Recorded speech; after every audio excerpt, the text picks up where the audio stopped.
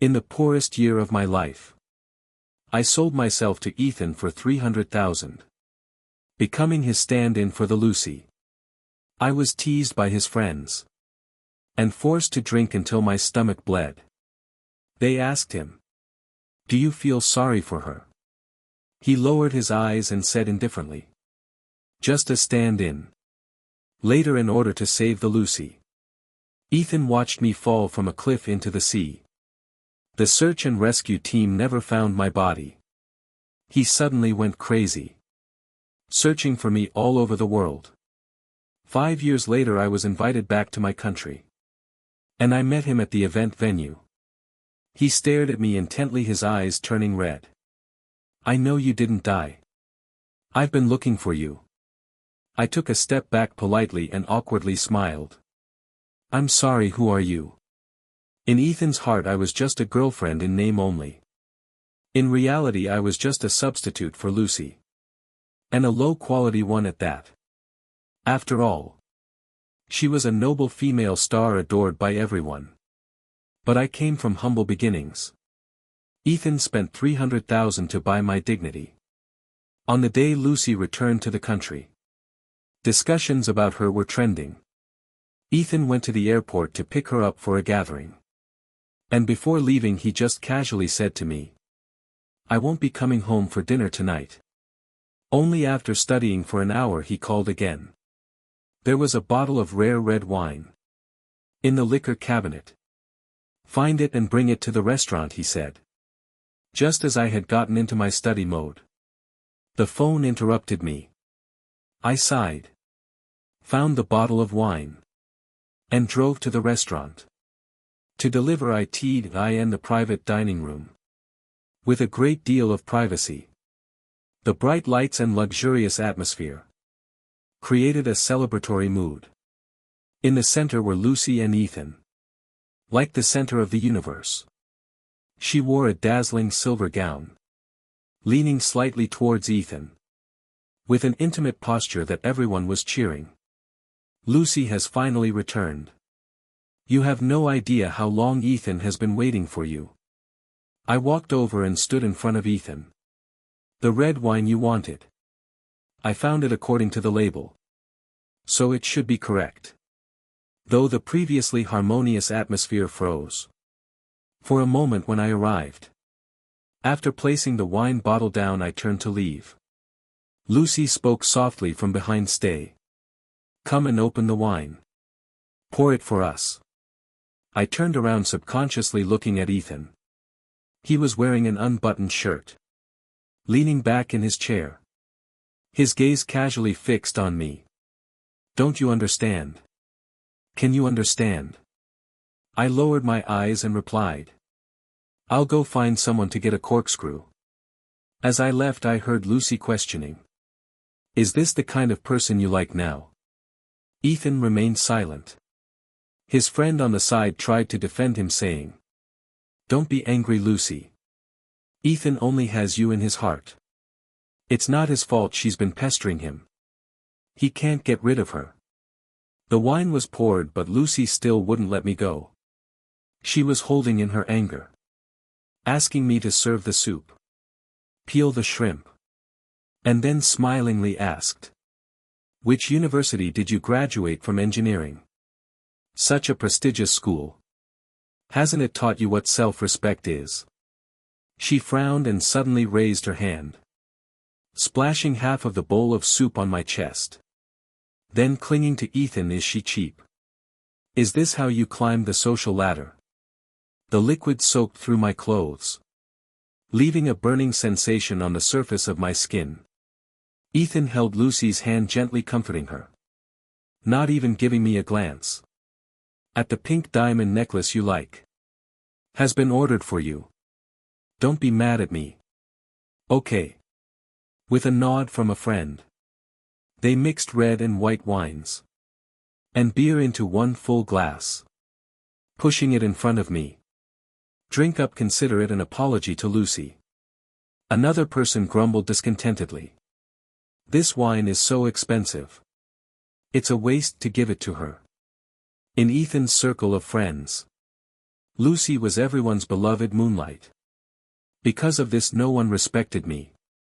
Finding ways to tease and make things difficult for me. And Ethan never stopped them.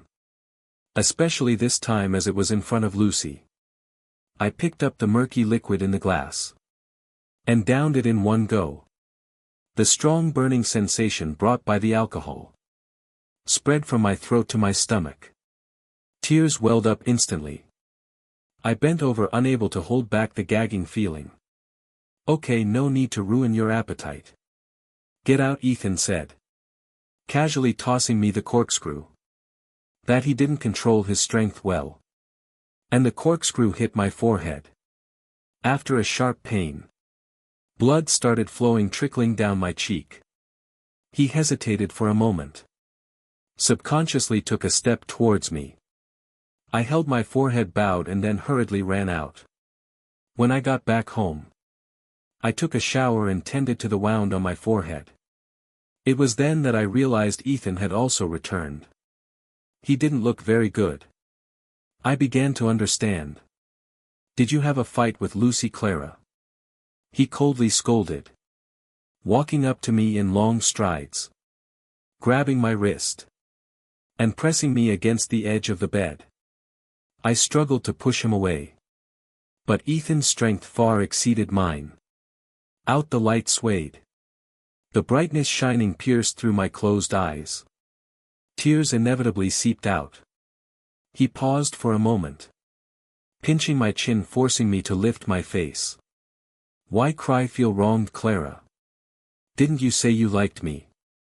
And that you were willing to do anything? To stay by my side? Regardless of status. The kiss on my lips was forceful. Carrying a vicious strength.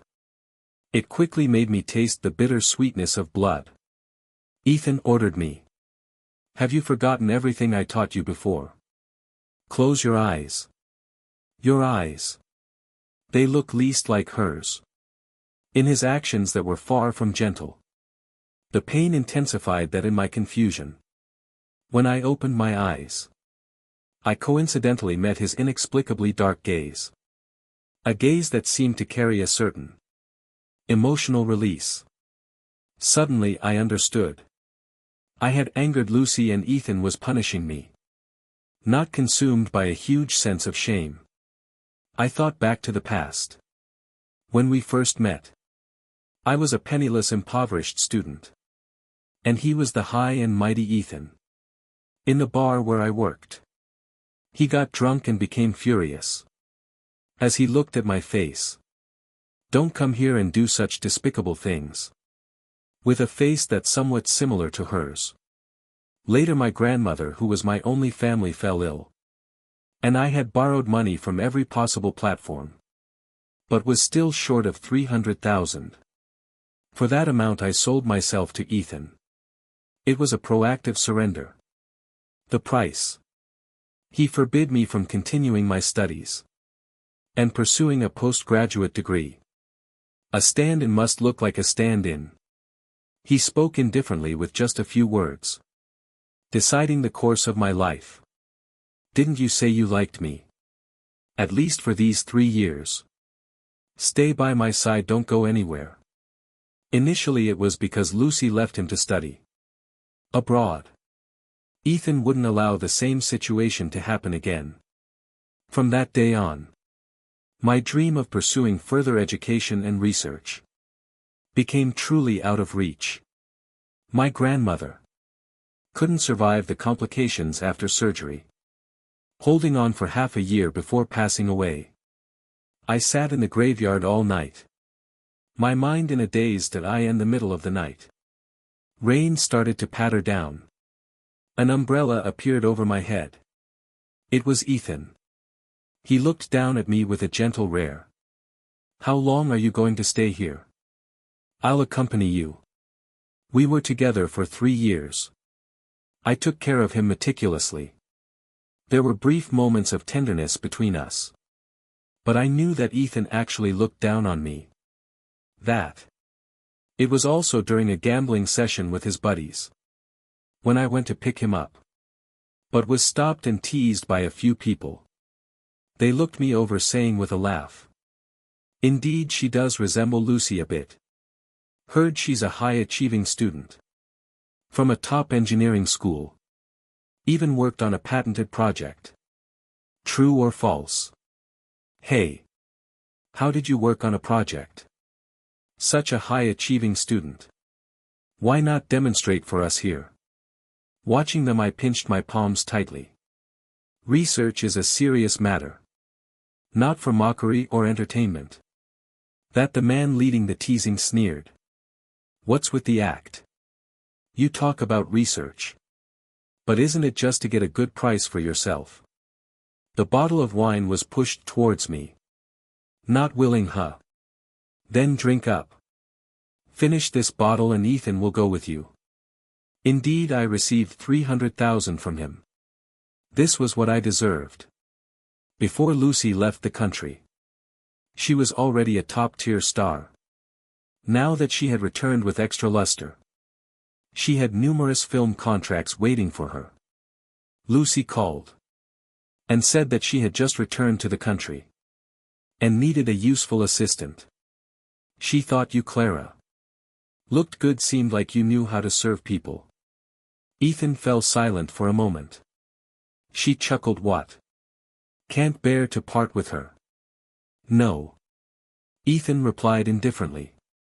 If you need her then I'll let her go. I followed Lucy onto the film set. During breaks the second female lead, Vera, came over to Lucy. Your assistant. Looks quite similar to you. It's just that.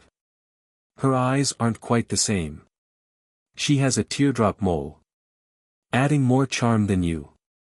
Vera was originally cast as the female lead in the movie.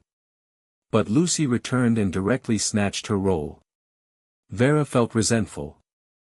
By saying this, she intentionally tried to provoke Lucy. As expected, Lucy's face changed. And her eyes looked at me. With almost undisguised hatred. After finishing work in the afternoon, she said she had lost her ring. It should have fallen into the lake. When they were shooting by the lakeside. Her gaze moved around and finally landed on me. Clara, go into the lake and find it for me. The artificial lake had a low water level. Barely reaching up to my waist. I immersed myself in it. Bending down to feel the silt. At the bottom of the lake. The evening sky was tinted. With the remaining red hues of the sunset. Gradually darkening with the arrival of night. It was clear that Lucy was deliberately making things difficult. As everyone stood silently on the shore watching. No one would stand up for an unknown assistant. But my fingers were wrinkled. And turned white from the icy lake water. As I touched the mud at the bottom. It reminded me of my university days. Immersed in the laboratory. Working on my graduation project. Keeping my hands clean and dry. Picking up test tubes. Culture dishes and slides. Observing results, recording data. My senior sisters. And mentors all said I was a talented student. And would go far in this field. But an ordinary person's life cannot withstand a single bump. Just a slight setback could destroy everything. Even though it had only been 3 years. It felt like a lifetime ago. Finally, when the sky was completely dark. The stylist spoke up. Lucy, I found your ring. It was on the table in the dressing room. I may have accidentally left it there. Lucy took the ring. And casually tossed it into her Hermes bag, saying, Come up, Clara. Tidy yourself up. Don't make yourself look like I've been bullying you. After work Ethan would come to pick her up. I sat dripping wet. Under a few pear trees outside the set. I didn't know how long passed. Before the black Rolls-Royce turned back. Ethan got out of the car and walked up to me saying, Go home and change. I didn't look up. He softened his tone slightly. Don't blame Lucy. She's just upset a little, venting, and it'll be fine. seeing that I still didn't respond. Ethan lost his patience. "That's enough, Clara, who are you sulking at?" I sniffed, holding back tears, and looked up at him. "Ethan, it's been 3 years and now Lucy is back. Please let me go." His face changed slightly.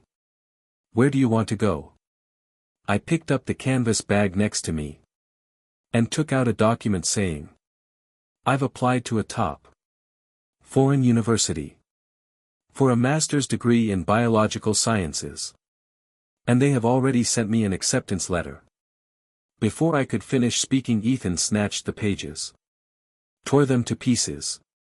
He grabbed my wet wrist, pushed me into the car, his hot palm touching my icy arm, warming gradually under the dim glow of the car's headlights.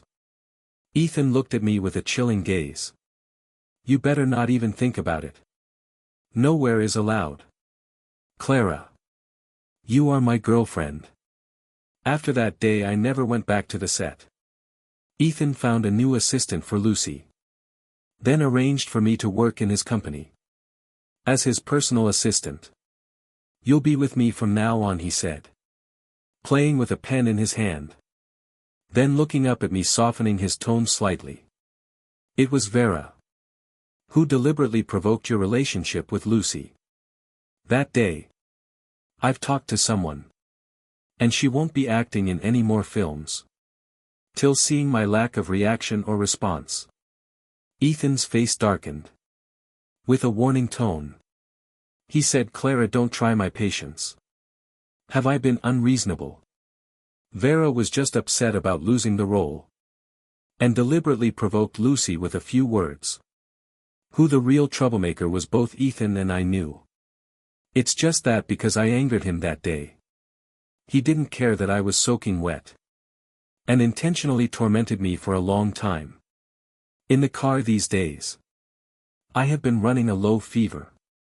After taking the medicine and feeling drowsy, I had no strength or energy to argue with him. I just lowered my head slightly and said, "I understand that."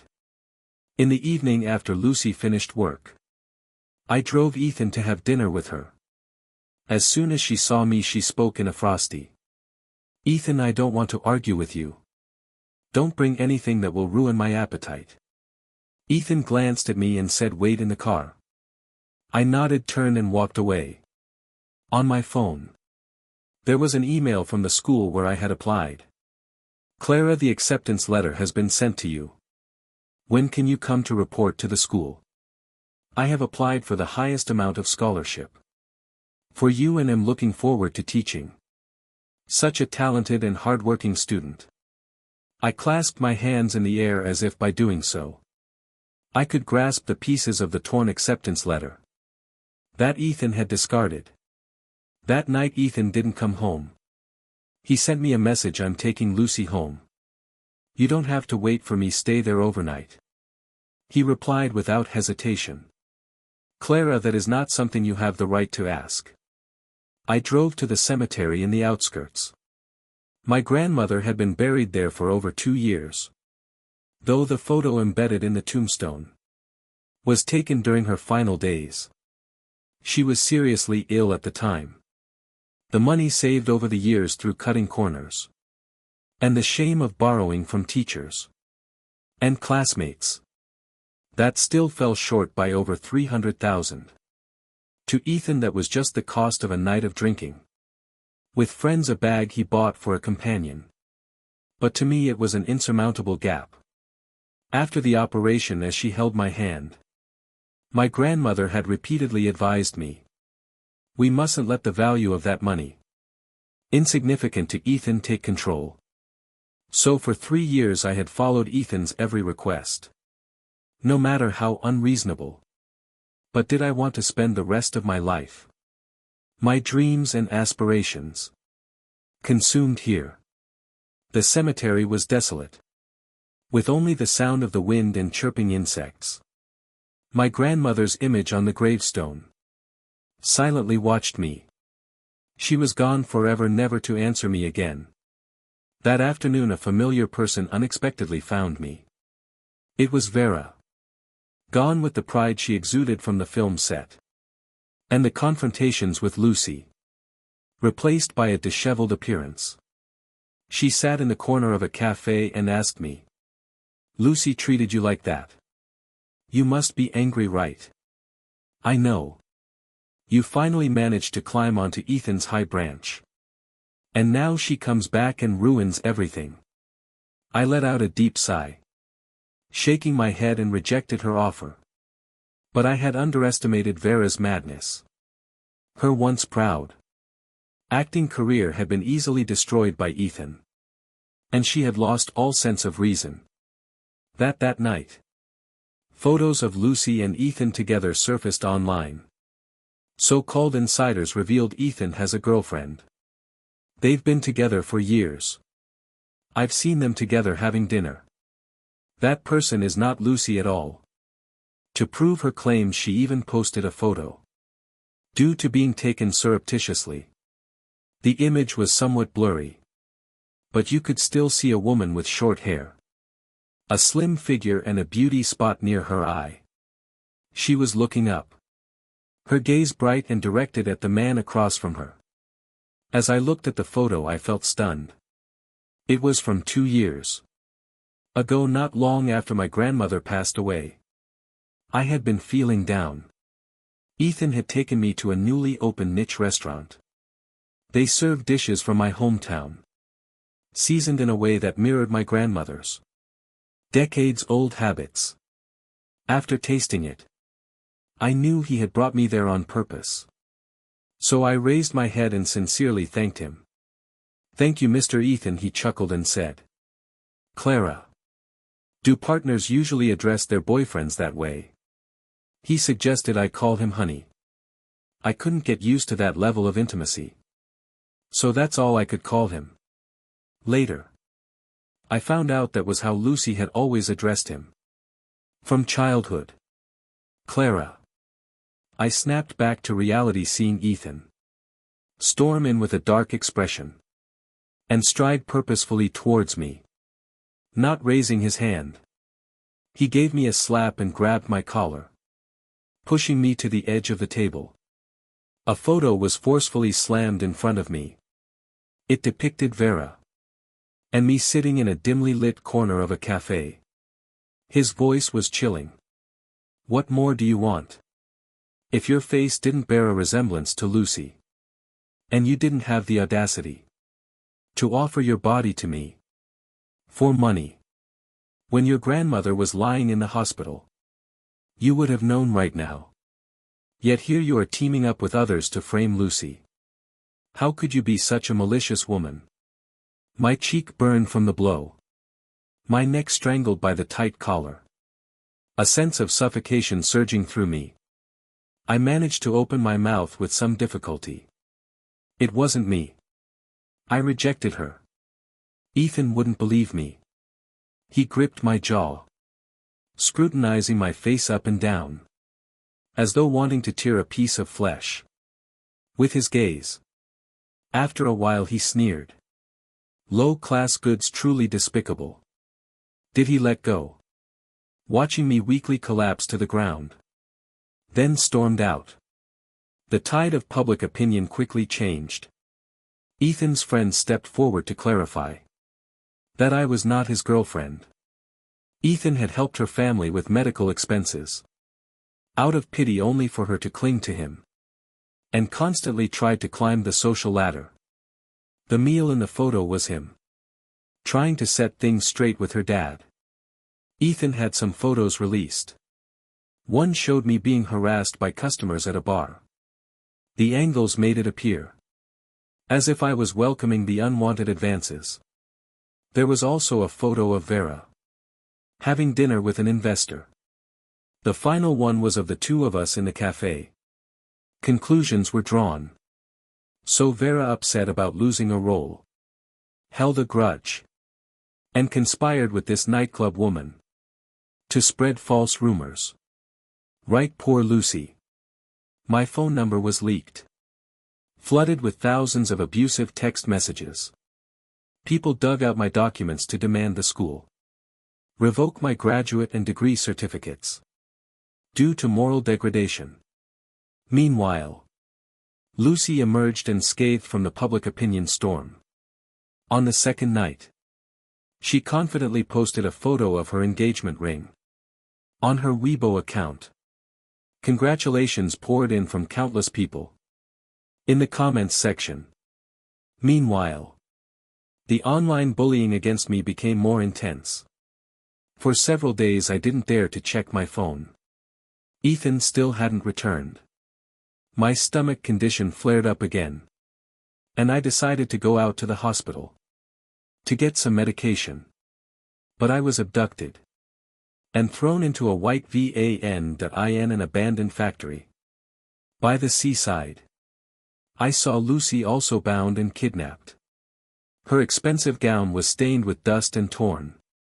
Her meticulously groomed silky hair now looked disheveled like dry grass. She looked at me with resentment in her eyes and cursed. "It's you again."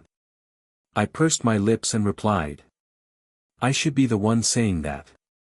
What right do you have to speak to me like this? You pauper." Lucy screamed, "Ethan doesn't love you at all.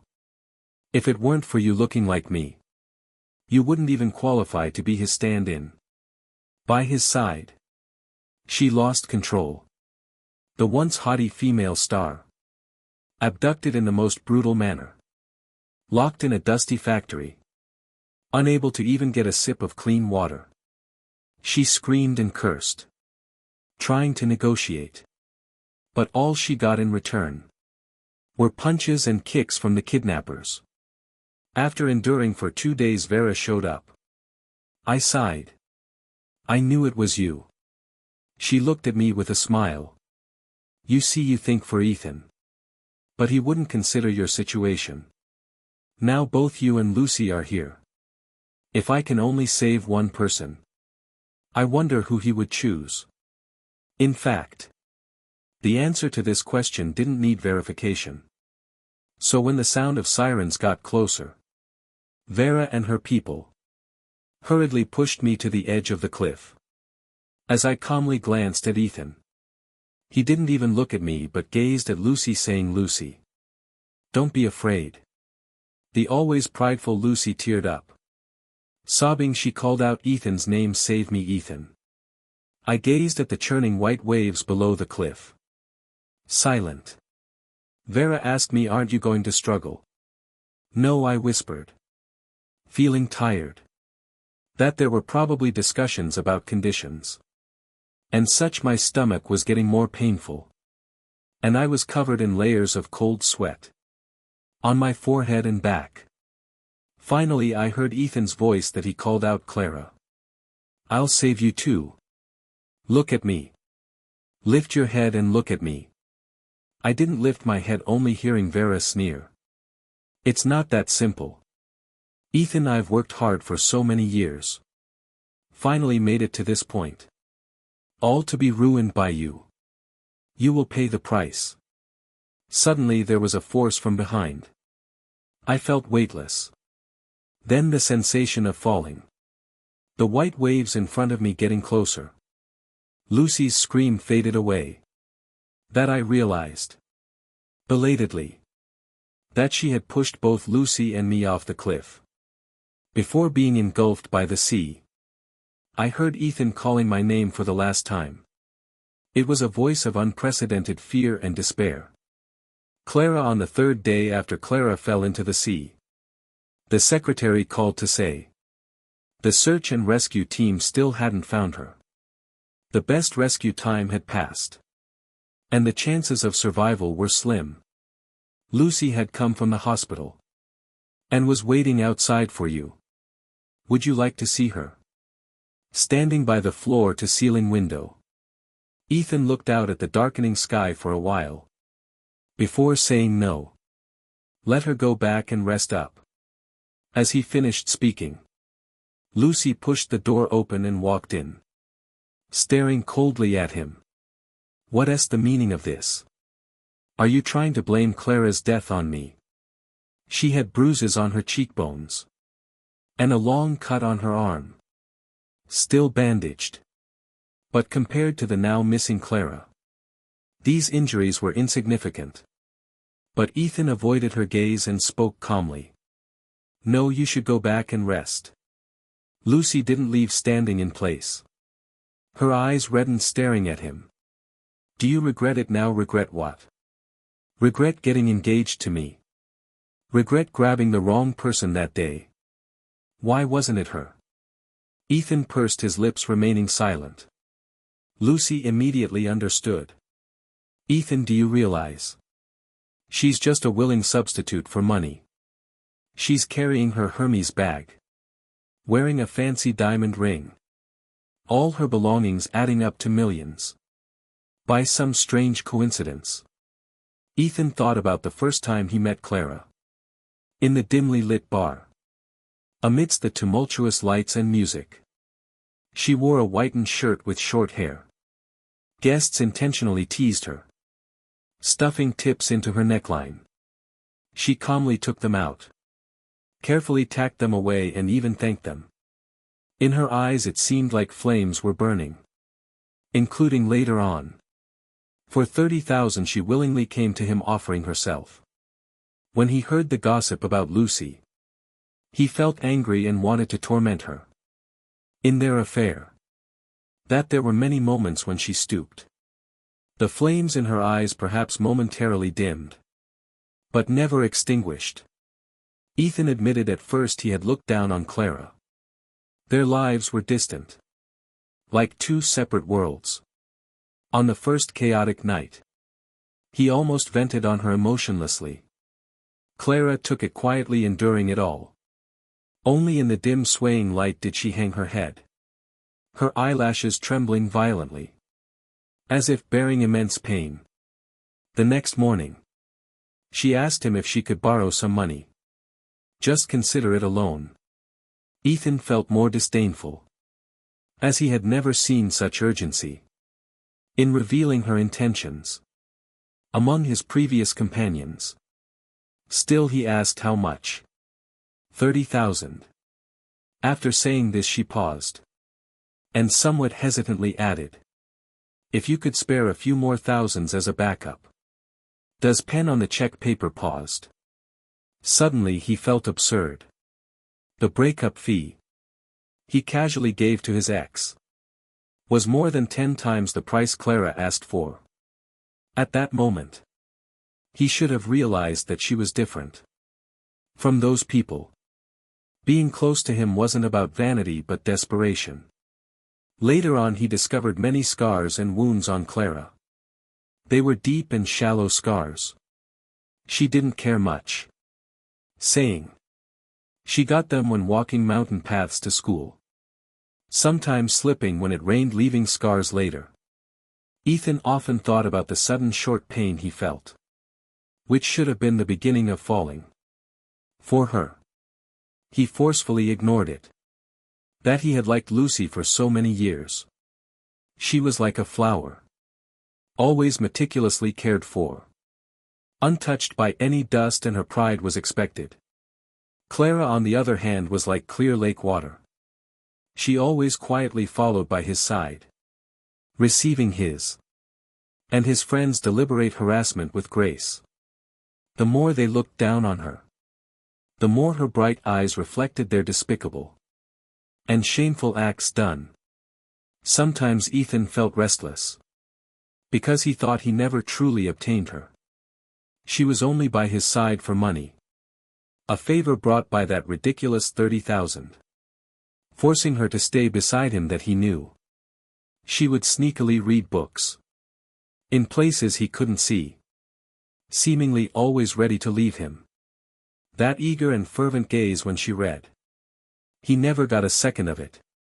He just wanted Clara to be able to contain him in her eyes, even if it was disgust or hatred. And so one mistake led to another. On the 10th day after Clara fell off the cliff, everyone said she couldn't have survived. Friends advised him, let it go. It's already like this. Don't have unpleasantness with Lucy over a dead person. Besides, didn't you say she's just a stand-in? Ethan looked up. His eyes were bloodshot. Lucy was shedding tears beside him. She questioned him. Vera's arrest news has been released. Are you now canceling the engagement? To stage a drama with me? Ethan, are you not considering my career at all? At this time. She still called him Ethan. With a tender and sad tone, a pitiful look in her eyes. Ethan suddenly realized that Clara never used such an endearing term for him. In the beginning she called him Ethan. Later at his command. Only willing to take the extra step. Addressing him by his full name. Ethan began to dream frequently about Clara. In his dreams he didn't humiliate or look down on her. Didn't keep her by using a debt of gratitude. So her attitude towards him gradually softened. Even willing to open her heart and call him Ethan. That he went to pick her up from work. At the research institute. Hiding a large bouquet of roses in the car. She received the flowers with some surprise. Finally genuinely smiling at him. But upon waking up there was nothing. Her book, she read the paper she wrote. The research results she silently studied. Were all on the bedside table. That was her world and he had never stepped into it. 3 years passed like this. One day on the news. At a foreign scientific research results conference. He glanced casually.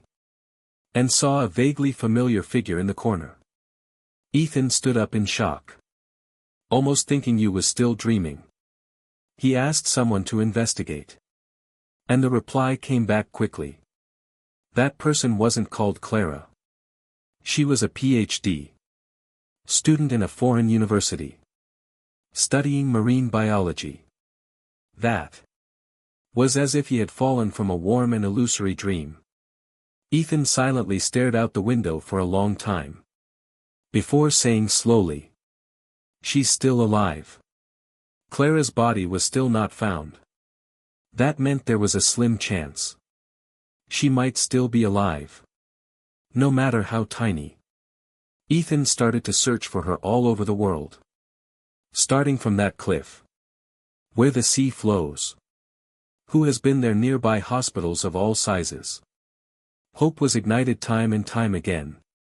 Only to witness it shattered before his eyes. He was tormented by this repetitive pull. 2 full years passed with no results. But he still held on to a glimmer of hope. Still waiting. Waiting. For the day when she would be willing to appear. Before him, though. Perhaps out of hatred and revenge, that was fine too. The plane glided onto the landing strip. After a brief moment of tinnitus. I took off my eye mask.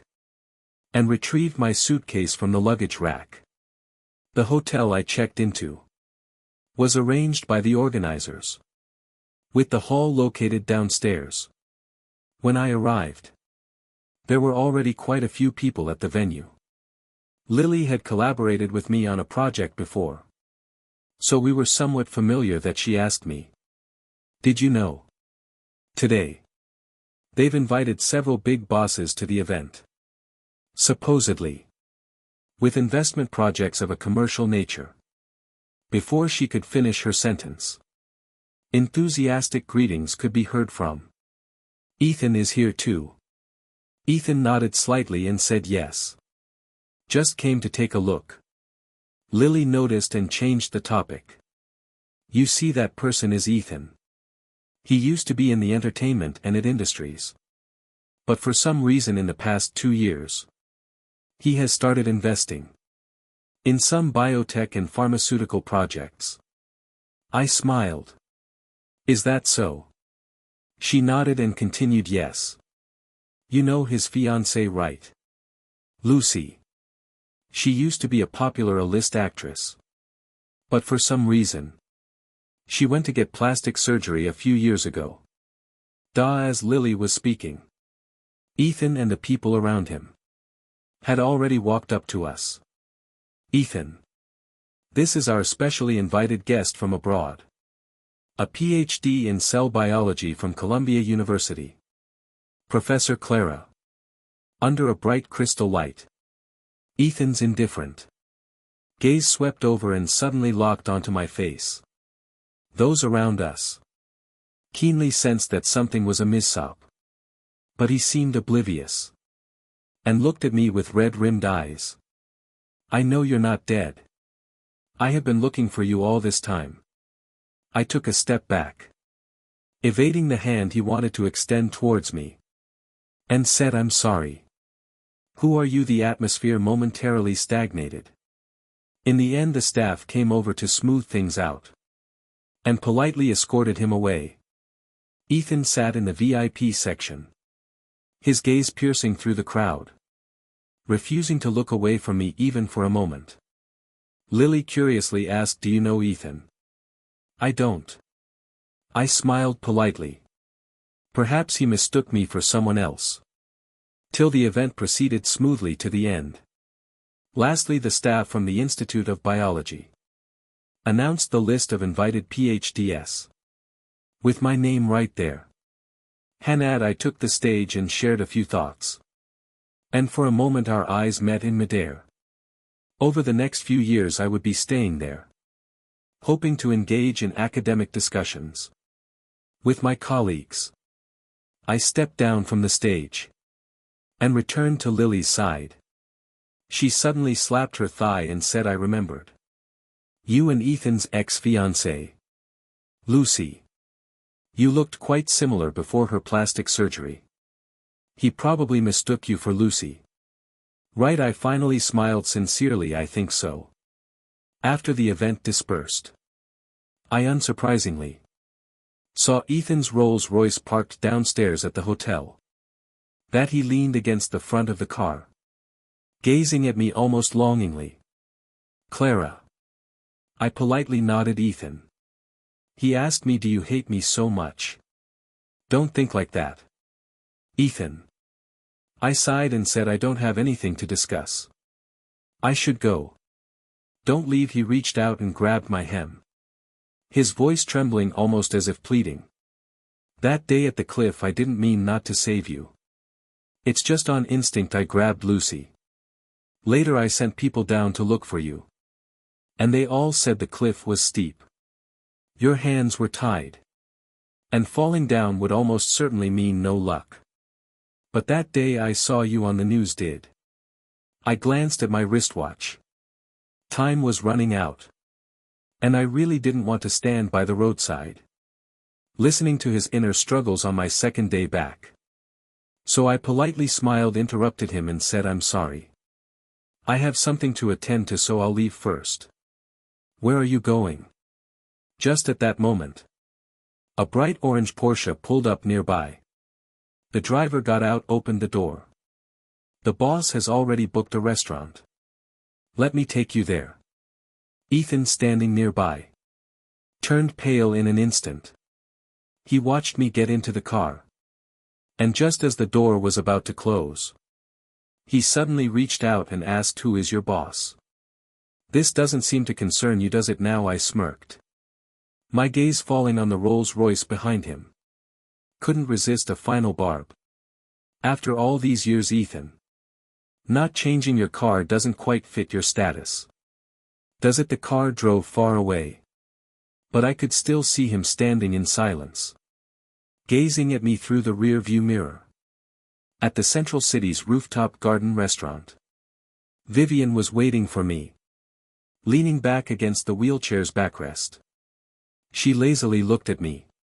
"Did you see Ethan?" I briefly recounted the situation and self-reflected.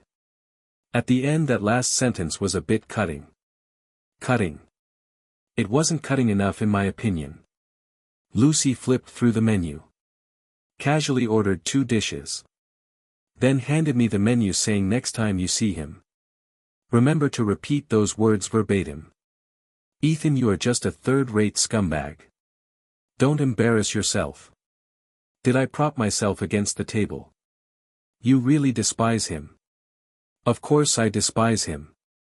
While you were pursuing your master's and PhD abroad, I was in the country fighting him, snatching several projects from him. Every time you performed a reconstructive surgery, I arranged for Lucy to trend negatively.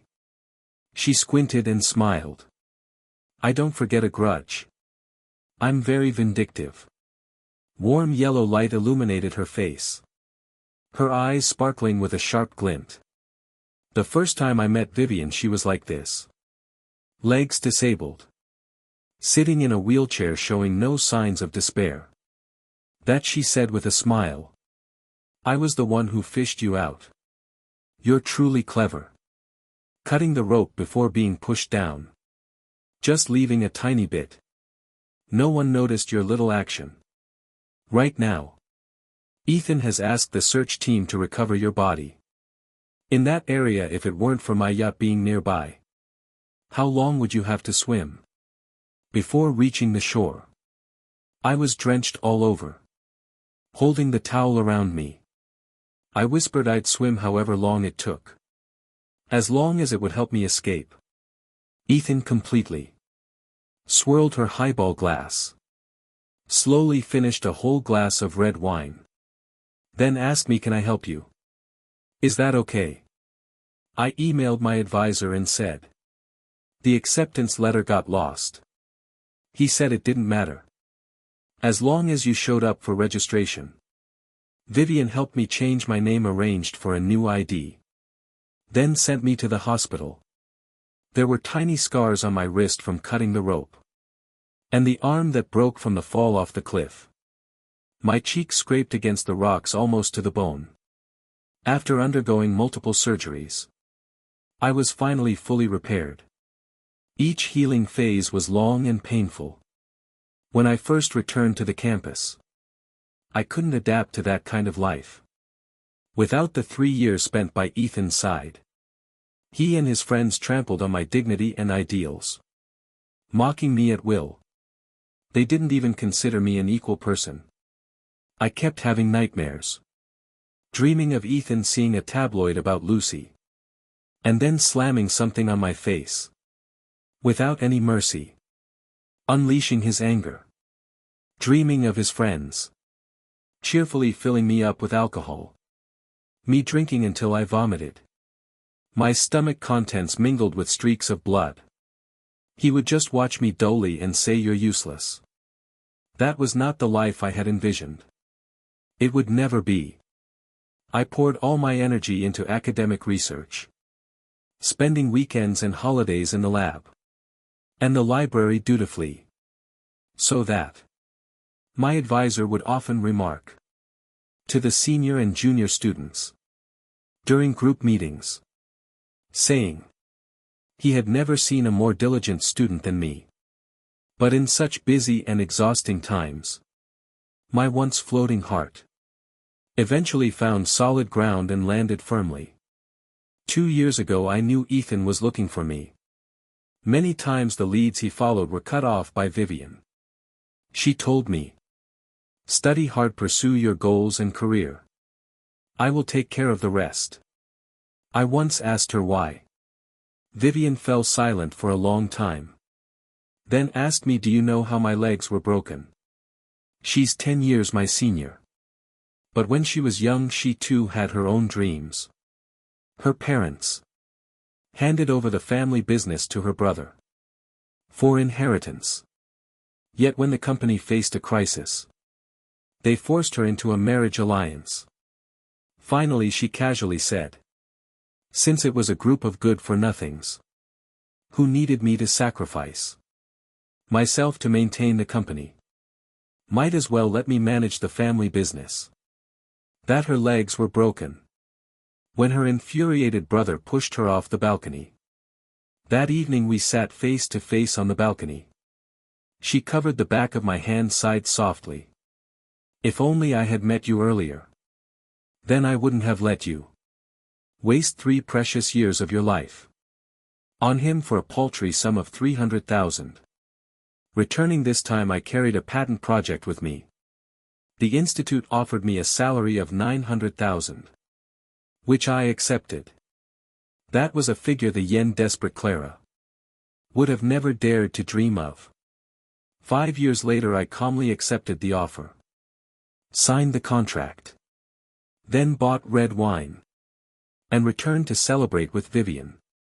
She drank wine, I drank milk. The recurring stomach illness made me quit alcohol entirely. I held the cup of milk thanking her. She said, "Nothing to thank me for. I see a younger version of myself in you." Having had dinner, I said goodbye to Vivian. Half jokingly. She pointed to the Porsche and asked me, "Wouldn't it be convenient for you to have a car? For commuting? Are you really sure you don't want it?" I chuckled and replied, "The Research Institute has arranged a single apartment for me, just across the street from the institute. Why do I need a car?" She shrugged. "Okay, call me if you need anything." Just a few days after I joined the Research Institute, Ethan showed up again. He found me in the cafeteria, sat down across from me, and gazed at the corner of my right eye for a long time. That after a moment he softly asked, "Where's the Teardrop Mall?" I casually responded that when I fell off the cliff, my face got injured. And after a reconstructive surgery, it didn't look the same as before. S hand that was resting on the table suddenly started to shake. "Does it hurt?" This was an absurd question to ask. I put down my chopsticks, lifted my head and calmly stared at him. "Ethan, no matter what, this question should not be asked by you. The pain I endured during the 3 years we were together. Maybe you have already forgotten. But I remember it clearly. Abusers always easily forget. Ignore the harm they have caused to others." I looked directly into Ethan's eyes, and kindly started counting with my fingers for him the time when I had a fever of 39 degrees. Coincidentally, Lucy was overseas and couldn't be reached on the phone. "You got angry and took it out on me, saying that you could only feel comfortable if I was in your arms. When I had a fever. When we went out. Your friend made me drink until I spat out blood. You made me take a taxi to the hospital by myself, because there was no one to sign the consent form. So I had to endure the gastroscopy without anesthesia. Lucy was framed by Vera. You accused me of plotting it. Called me names and slapped me twice. There were many more instances. But I had gotten used to it. So when I underwent the reconstructive surgery, on my wound it didn't hurt much that each time I spoke, his face became a shade paler.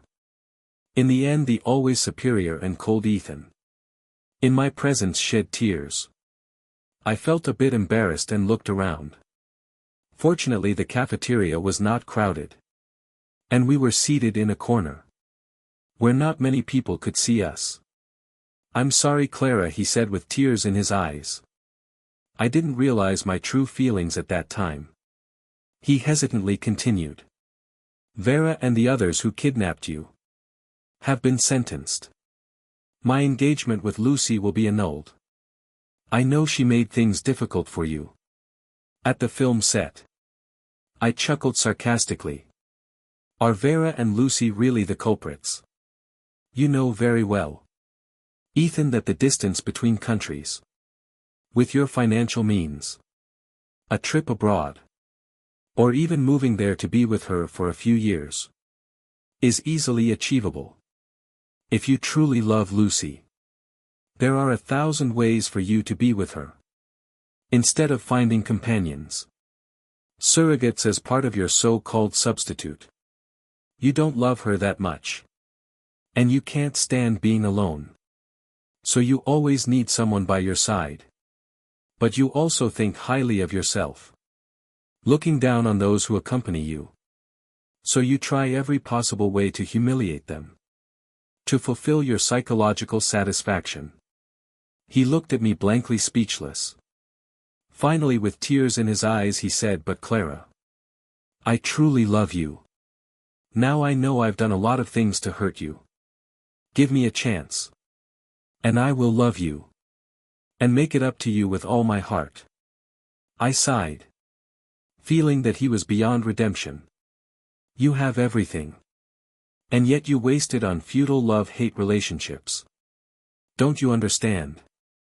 I never liked you. I never had feelings for you. I willingly stayed by your side initially. Because you truly helped me financially. But all that. After the incident of being thrown off the cliff. I believed I had paid off the debt. I stood up with my tray. Ethan suddenly grabbed my hand. He fumbled with his. What else do you need? Just give me a chance. Scientific research funding project investments. I can even set up a separate lab for you. So you can be independent and free from constraints. How about it? Don't be pathetic, Ethan. I lost my patience completely and shook off his hand. The soup spilled from the tray, splashing on his expensive suit.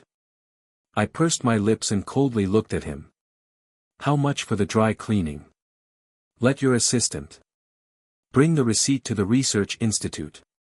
And I'll compensate. He looked disheveled. Like a wretched dog. The light in his eyes completely dimmed. No room for negotiation. But a few days after Ethan left, Lucy found me. She glared at me with almost disgust, saying, I thought you were long gone. Over the years. He has tried several times to call off the engagement with me.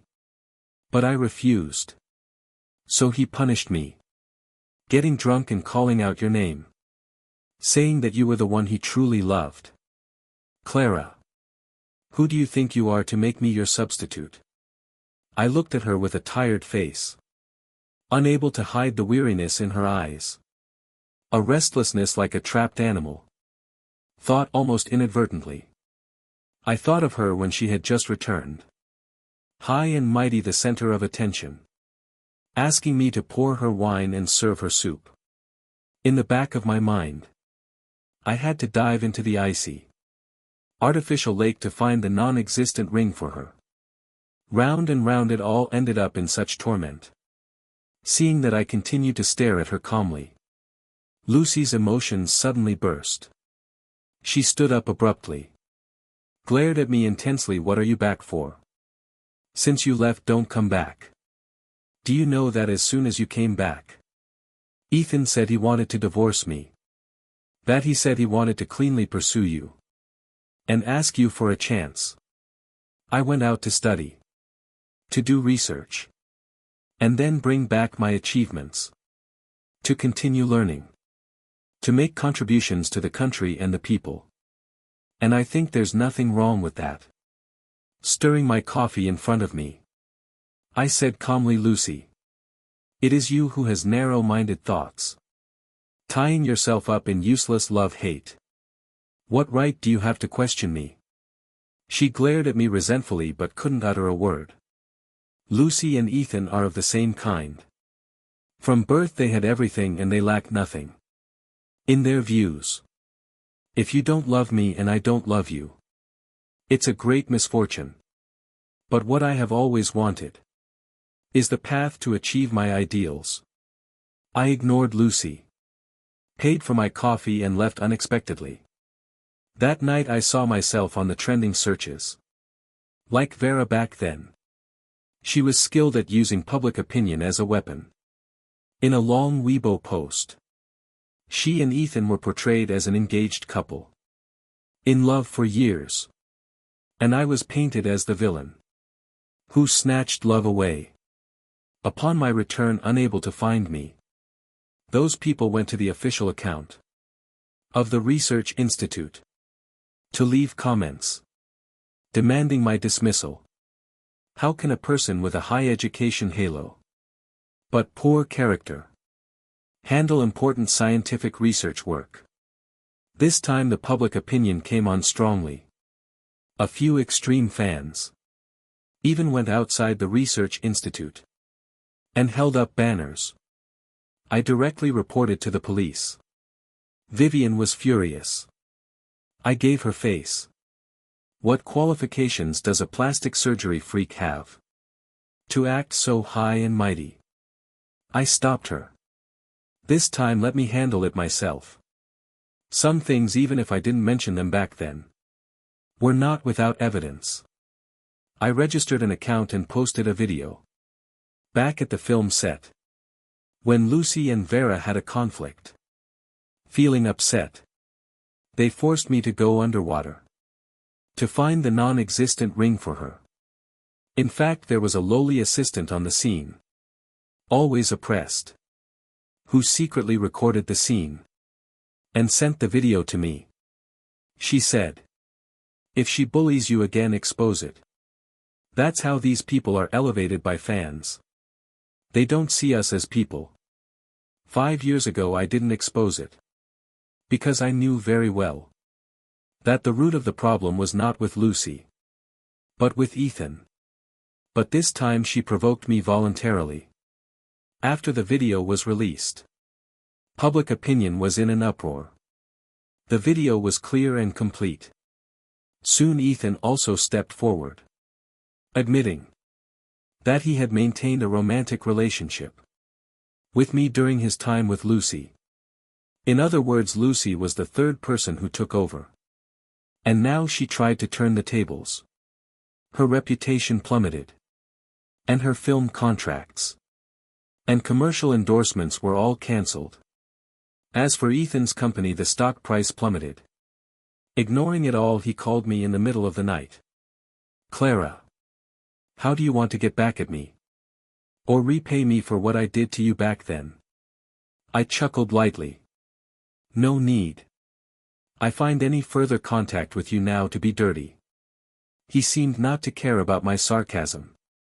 The next day at the Research Institute, the leader told me that the funding for the biological project ILED had doubled. And it came from Ethan's private sponsorship. Before I could refuse, he winked at me. "Since it's funding, how to utilize it is entirely up to you. Besides, this is Ethan's support for our research project. It's not about personal emotions." I smiled and accepted his proposal. Ethan started coming over in his car every day, waiting at the entrance of the Research Institute. But I ignored him, indifferent to his efforts. That afternoon, he even brought some of his former friends. Several well-dressed men stood at the entrance, bowed to me and apologized. With my experiment data having gone awry these days, my mood was already bad. The passing colleagues and onlookers' curious gazes embarrassed me even more. Finally I couldn't hold back my anger and said, "Ethan, are you out of your mind?" He looked at me wistfully. "Clara, I just want to apologize for those past actions towards you. There's no need." I looked at him expressionlessly. "I have my own life and work now. As long as you don't disrupt me anymore. That's all I ask. Also take care of Lucy. You two solve your relationship problems yourselves." Ethan didn't really like me. It was just that I miraculously survived after falling off the cliff in his presence. That turned into an obsession for him. As if obtaining it would prove something. Just like Lucy back then. I swept my gaze over him and his friends one by one. And suddenly said, "Do you remember? Back then, I went to the bar to pick you up to take you home. But your friends stopped me and insisted that I perform my research project. I heard from my teacher that you donated funds to the project. I am currently researching. So welcome to bring your friends to the lab for a visit. To see how I record data and advance the project." After 8 years, I finally openly retaliated against their mockery. That day, Ethan looked at me in pain, his eyelashes trembling. Almost unable to speak. As dusk approached, the light from the sky gradually dimmed. The autumn wind blew. Fallen leaves swirling and landing between us. Ethan and I stood face to face. No longer in the humble and pleading posture of the past. That he took a deep breath and asked me, With some difficulty. If from the beginning when we first met, I treated you with equal respect, lent you money if you needed it, and did not stop you from continuing your studies, would you have possibly liked me? Without hesitation I said, I would be very grateful to you, and would repay the money as soon as possible. And in the future, I would provide assistance to you in any way I can. As for whether I like you or not, that has never been an option in my life. I hadn't seen Ethan for a long time. The next news I heard about him was, surprisingly, in the news. Lucy's days became difficult. Her family pressured Ethan to marry her dad. Ethan refused no matter what. Feeling annoyed, he drove out to clear his mind. The brakes failed on a mountain road, and he fell off a cliff. When he was rescued, he was covered in blood in a deep coma. The police investigated, and eventually traced it back to Lucy. She admitted it. Yes. It's me. He started at. Why should I be left because of a poor substitute? Once a popular female celebrity, now fallen from grace. Completely out of control. I wasn't feeling well. And he won't get away smoothly either. Some of Ethan's friends came to me, wanting me to go to the hospital to see him. That I firmly refused. I don't think there's a need for that. Right. He angrily stared at me. Do you know what Ethan did for you? I know. I said with a. Did he bring me to your party? And let you all drink and tease me? Or did he release? Taken. Out of context photos of me to tarnish my reputation? His face changed color, speechless. The experimental project went through several setbacks, but eventually yielded results. When the presentation event was held, Ethan was still lying in the hospital unconscious. Afterwards I went to the cemetery again. My grandmother was still on the tombstone, smiling kindly at me. I breathed a sigh of relief, watching the mist spread in the cold air. Actually, when my grandmother was on her deathbed, she held Ethan's hand and asked him to be kinder to me. She said, I know Clara borrowed 300,000 because of my illness. It's my fault. Don't blame her. She's really been through a lot over the years. Held her thin hand with veins showing from the effort. She struggled to speak more and more. Treat her well. Ethan remained silent for a while, saying okay. My grandmother finally left with peace of mind. I lay on her body almost unable to make a sound, just crying incessantly. By chance I glanced up and saw Ethan frowning, wiping his hands with disinfectant wipes. That he had always looked down on me and the struggling poor people in this world. But now it's his turn. My research results have gradually been put into use, and I will soon be involved in the next project. Maybe in many years, I will be a famous biologist in history. By then, you will surely be happy for me. Right. Leaning against my grandmother's tombstone, I said many words. Not until the sky completely darkened. I got up and left. Vivian was waiting at the door. She had the driver bring a black car to pick me up. Once in the car, my frozen body gradually regained feeling. At that night the sky was cloudless, the moonlight shining brightly. Tree shadows swirled past the car window, along with one street light after another. Finally I was back on the path of pursuing my dream. After many years. This time I will not stop again.